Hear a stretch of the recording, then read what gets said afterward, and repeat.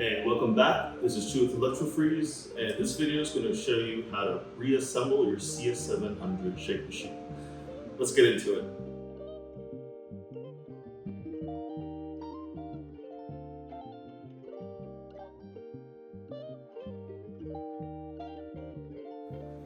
Alright guys, we just got all our parts clean and everything taken apart and dry, and we're going to go ahead and start putting your shake machine back together.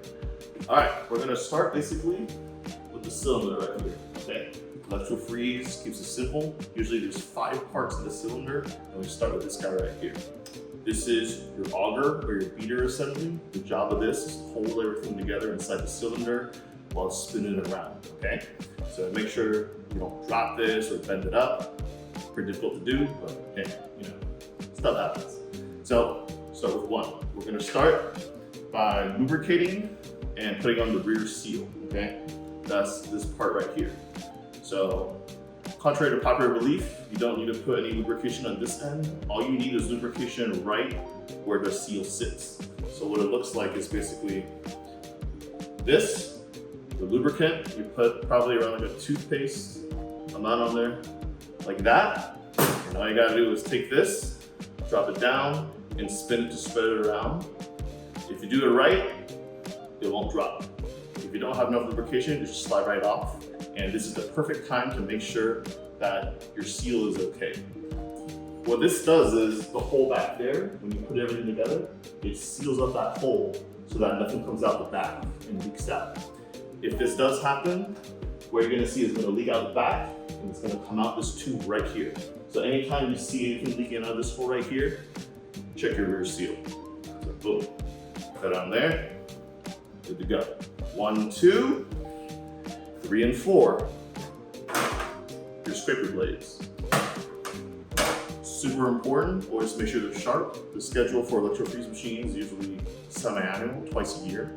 And what you look for, it's a little hard to see in this video, but there's a square edge and a more rounded edge. But what you want is you want that square edge out and they're recessed on the 2 holes in, because that's where it sits on these 2 holes right here. So we're gonna go and take that and put it in. And just like our other blades, you can put it this way or that way, but don't put it with the round side out, because that's not gonna work, all right? So 1, 2, 3, 4. And we're gonna go ahead and put this into the machine. You slide it in, make sure your blades don't fall off. All the way in, and you turn until it drops. There we go. Once you get the drop, if you turn, you should get resistance. It should be harder to turn, but you should be in the hole, okay? When you have it in, a good thing to check is your rear seal. Maybe you forgot it or something, you're busy. But if you press it, you should get a solid bounce in the back.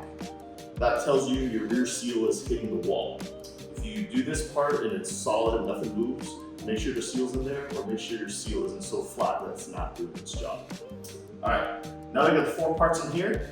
The 5th part is actually this bushing right here, this little white piece, but we're not gonna put it on the auger.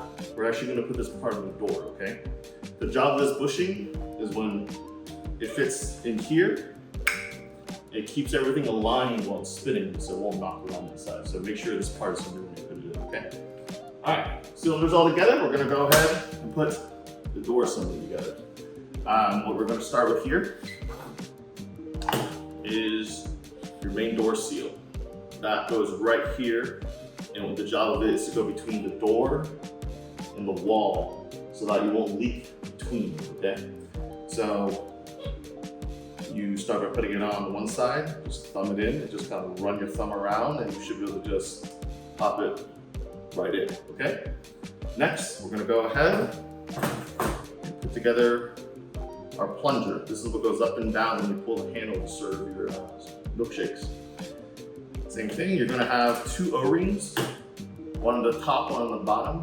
I know it's very subtle and hard to see, but one is slightly smaller than the other, and the smaller one goes on the bottom, and the bigger one goes on top. If you wanna make sure you're the right one.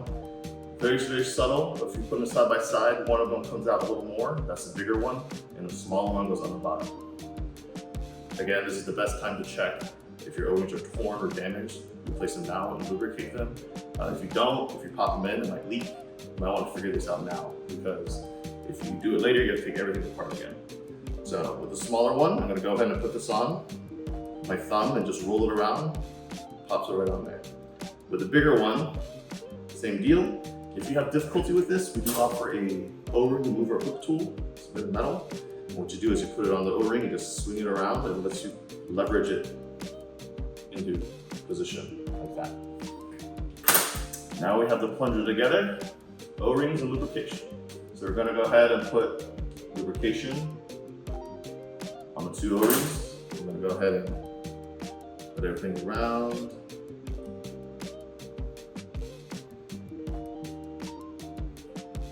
Alrighty, lubricated. And we're going to go ahead and put that into the door. If at any time we're putting this in, it just slides easy, it might be time to replace your O-rings, because if it's not resisting with the lubrication a little bit, it's not going to seal. So we got good resistance here. Awesome. That's in. All right. From here, we're going to go ahead and put in this bushing. It only fits one way. If you look closely, there's a tab, and there's a tab that matches up on the bushing as well. So if you try to put it in any other way, it's not going to drop until you line it up to make it fall in place like that. Okay? So with this all together now, we're going to go ahead and put this onto the machine. Okay? Which means we're going to need the door bolts as well. So how you do that? Everything inside lined up, line up these 2 holes, the studs, and all you gotta do is kind of shake it in until you get the threads exposed. Go ahead and get your door nuts on there, door bolts. The important part here is to press it evenly. You don't want to put it in with like a really bad cant or angle, because then it won't seal properly. It might get stuck. But if you turn it evenly, it should press right into place and seal up the cylinder.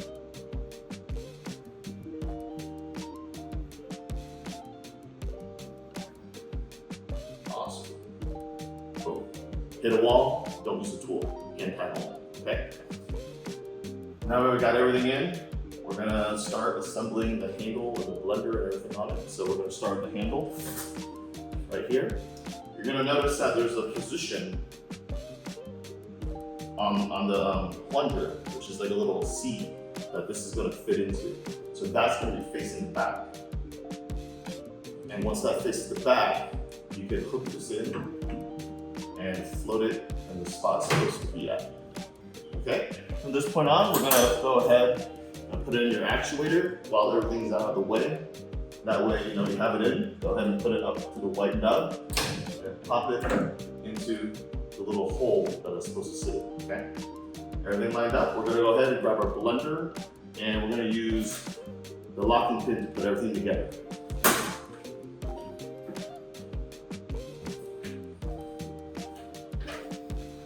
All right, guys, we're back with our blender. It is directional, okay?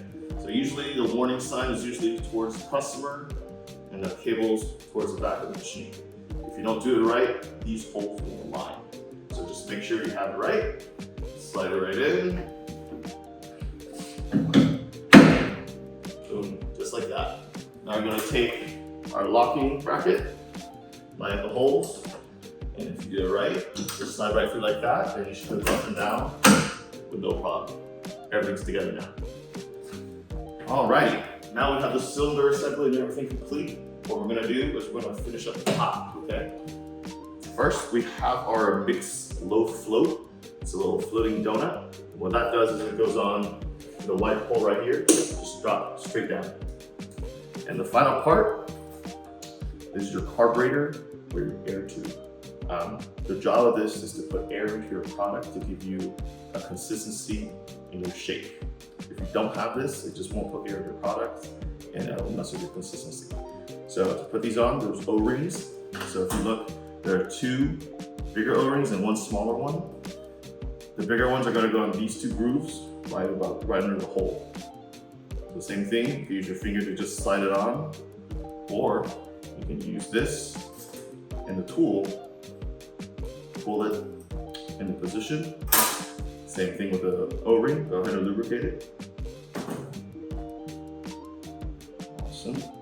And then this is your insert on it. What this does is when you're inside and working, it'll open or close the hole for when you leave for the night or when you're operating, okay? With this, there's also a notch right here for a smaller O-ring, like this one. All you gotta do is put it here, use your tool, put it on, slide until it drops in there. Same thing. Same thing, you're gonna use a little lubricant of this. And the job of this O-ring is to hold this in position so it won't like pop out of position when you're running, okay? So we're gonna go ahead and put that in. And if you can see the hole up top, that means the hole on the bottom is open. If you close it, and this is closed, you can see from the top, the bottom is closed, okay? So close, close, open, open.